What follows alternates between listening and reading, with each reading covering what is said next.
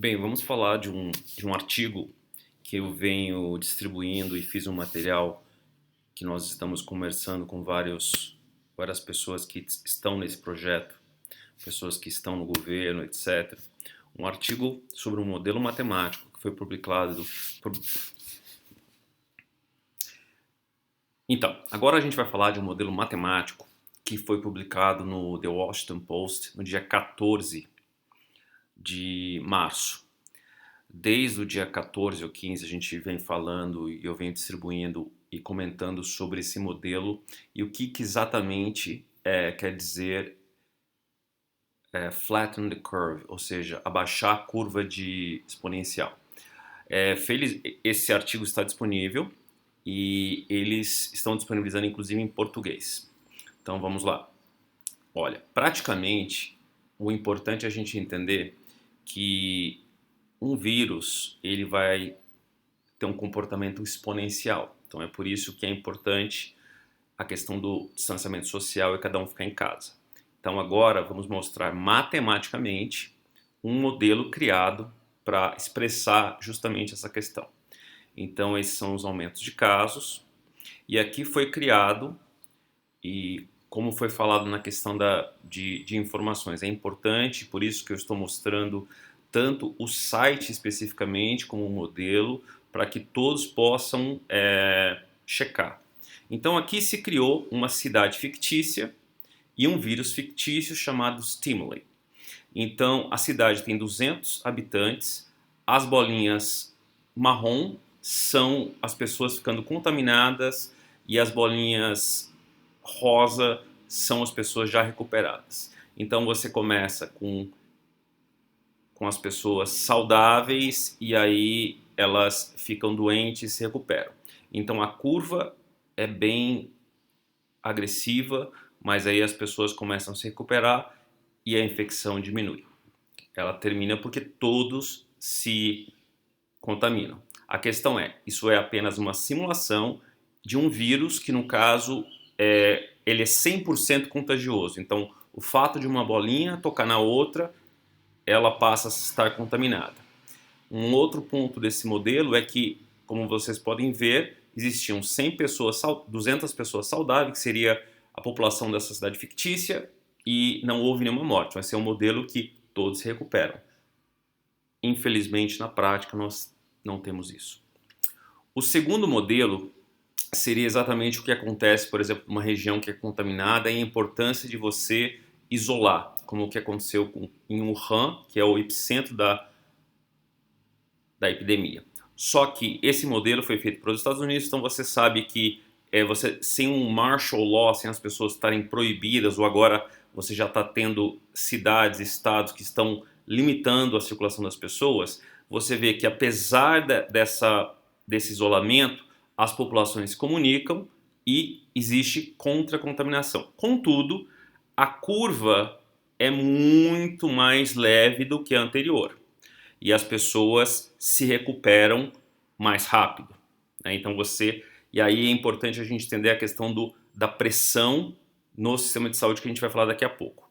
Então aqui no caso, uma pessoa nem chegou a se contaminar, né? E aí você ainda tem 40 doentes, mas 159 desses 200 da população estão saudáveis, né? Eles se recuperaram. Então a questão é a seguinte, isso é um modelo randômico, então se vocês entrarem nesse site e fizerem a simulação, isso vai modificando.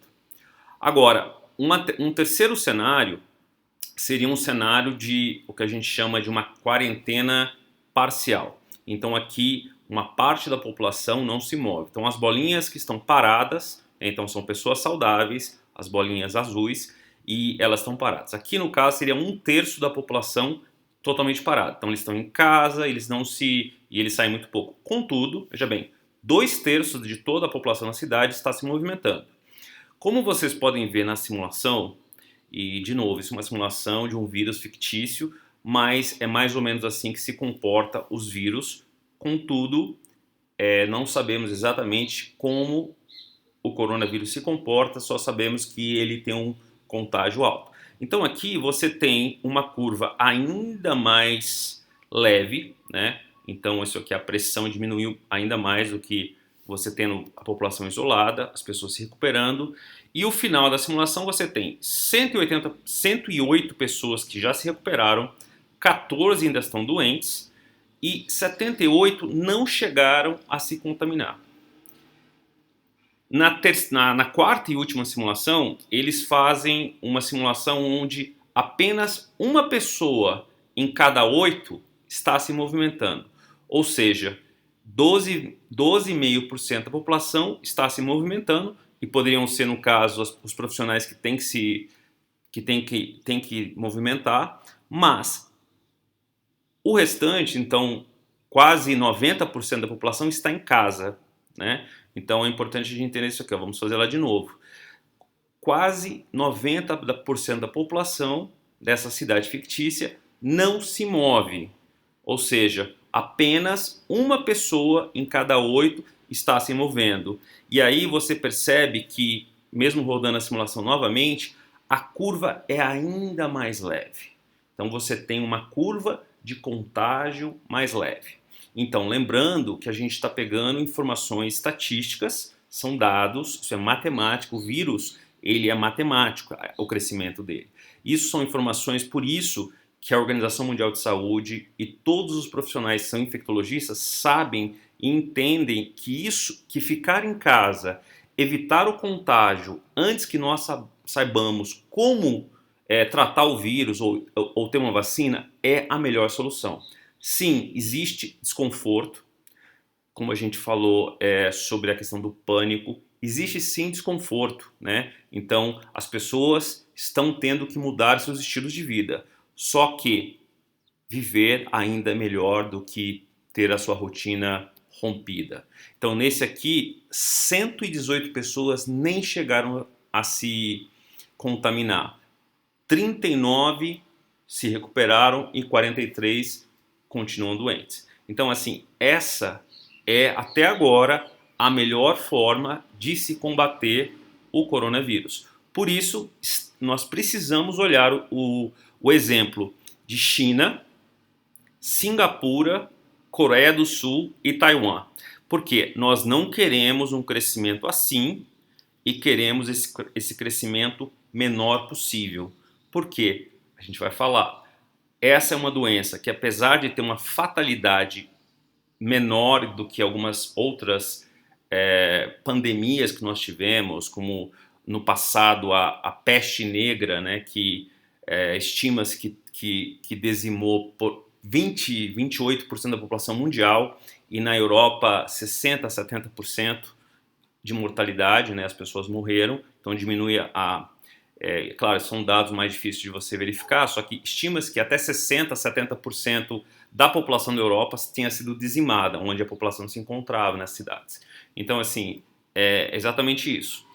Então a gente vai falar um pouquinho dessa questão de contaminação, porque é importante a gente entender quais são os dados. E, de novo, como foi falado inicialmente, nós precisamos entender o que aconteceu, o que a gente sabe até o momento, e essas informações estão constantemente sendo atualizadas.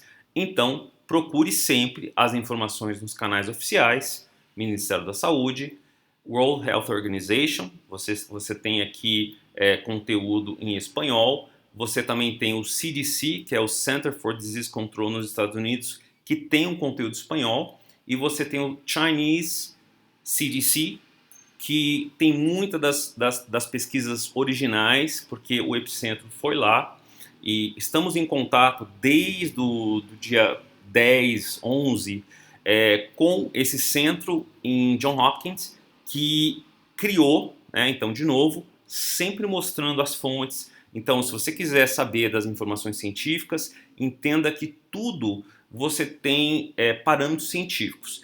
Esse é um dashboard que já conversamos com ele desde esses dias, só que é claro que existem outras prioridades para traduzir. Então é alarmante, né? Mas ao mesmo tempo nós vemos que 100.879 pessoas dos 367 mil casos confirmados já se recuperaram. Então, o importante é evitar problemas como estão acontecendo na Itália, ou seja, você não conseguir tratar das pessoas. Por isso a importância de você ter aquela curva mais achatada. Então aqui é um modelo exponencial de como o vírus se comportou, como você está tendo casos diários, né? E isso aqui são os casos ativos, então as pessoas que já recuperaram não estão mais, né, nessas bolas, né, que seriam o número de pessoas que ainda estão ativas, e infelizmente 16.113 pessoas já nos deixaram, e isso é um dado do dia 23 de março, às 13h33 da tarde, horário do Brasil. Ou seja, é algo sério e nós precisamos tratar desta forma. O Brasil, nesse momento, já está com 1.629 casos. Felizmente, 2 pessoas já se recuperaram e nós tivemos 25 mortes. Então, é um caso que nós precisamos ter seriedade. Como vocês podem ver, isso é um dado oficial. A Organização Mundial de Saúde está usando esse modelo criado de você alimentar, em alguns casos até automaticamente a cada 15 minutos. Todos os dados podem ser verificados em todos os órgãos oficiais, como a própria World Health Organization, CDC americano e outras entidades mundiais, órgãos governamentais. Agora, vamos falar sobre a questão que, enfim, houve um despreparo também na Itália, por exemplo, da reação. Então, assim, eu até estou regravando esse vídeo porque a questão é: qual é o remédio mais difícil? E nós não sabemos. Eu acredito, eu vejo todas as autoridades pelo mundo tentando chegar a isso. Então é importante vocês entenderem que nós precisamos colaborar, entendeu? Porque nós sabemos algumas coisas, mas muita coisa a gente não sabe. Agora, o importante é entender o seguinte: existe uma equação matemática que gera aquela curva exponencial que a gente viu agora há pouco. Ele é chamado de R0, esse R. Então, assim, é quanto que uma pessoa contamina na média, tá? Então, se ele é menor que 1, essa epidemia vai morrer logo, e se ele é maior que 1, ela vai perdurar. Então, só para ter uma comparação, nós não sabemos qual é esse valor para o coronavírus. Agora, a SARS, que era também um coronavírus, tinha um R0 de 4. E measles, que seria sarampo, que é muito contagioso, teria um de 18. E tá pequeno, é 18 ou 16? Vamos aumentar. Isso, 18. Então, assim, isso é importante. Esse valor é importante porque aquela curva vai subir mais ou mais rápido. Por isso que a gente... essa é a importância de estarmos em casa desconfortáveis para que cada um faça a sua parte. E, de novo, isso aqui é um artigo de uma publicação sobre saúde, e você consegue colocar no New York. Então, por exemplo, se vocês quiserem ter informações, todos esses sites citam o American Journal of Então, por exemplo, você tem o New England Journal of Medicine, que citam vários dados. Você tem outros jornais, journals, né, que é de pesquisas que eles são peer review, então você pode verificar todos esses valores. Então, agora, um artigo que saiu na publicação do World Economic Forum, comparando, né, algumas dessas epidemias. Então, assim, comparando os 3 coronavírus, né, que nós sabemos que a mortalidade, né, ela é maior em outros. Então, o MERS, que foi 17 pessoas a cada 50, a SARS, que foi 5 pessoas a cada 50, e hoje, até agora, né, essa taxa de mortalidade está em 1 em 50, é o que eles falam aí do 2%. Contudo, isso é muito importante a gente chegar aqui embaixo. Então, o porquê dessa reação de todos ficarem em casa? A MERS, apesar de muito mais letal, ela demorou 903 dias para infectar as primeiras 1.000 pessoas. A SARS, 130 dias para as primeiras 1.000 pessoas. A velocidade do coronavírus, do COVID-19, foi de 48 dias. Então, por isso que é a importância de nós conseguirmos parar isso logo. O mundo, já enfrentou grandes calamidades. Smallpox, que seria a catapora, que matou muitas pessoas, e a tal chamada peste negra no século XIV. Então, assim, nós vamos sobreviver. Então, aqui, se nós olharmos algumas das causas de morte, e aí a gente vai falar que realmente esse ponto, né, que a gente vamos falar um pouquinho logo que eu vou falar do pânico, o porquê que isso é importante a gente entender, é que o mundo é um mundo bem melhor. Então, assim, você tem as maiores taxas de causa de morte por doenças, né? Então, no ano 2000, você tinha, por exemplo, diarreia sendo a quinta maior causa de morte. Isso tem a ver com saneamento, acesso à medicação e várias outras coisas. E hoje, né, esse é um dado de 2016, você ainda tem diarreia, mas ela está em nono lugar, né?